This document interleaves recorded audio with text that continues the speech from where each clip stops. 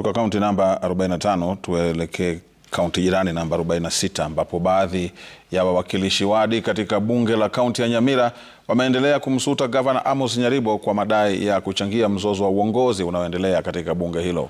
Wakizungumza katika majengo ya bunge la kaunti hiyo huko Nyamira, wawakilishi wadi hao wametaja vikao vya bunge mashinani kuwa kinyume cha sheria na kwa kuwa hawakujadili mswada wa kuanza vikao hivyo. Pia wawakilishi wadi hao wamelalamikia madai ya kubadilishwa kwa wenye sahihi za akaunti za benki za kaunti hiyo kinyume cha sheria.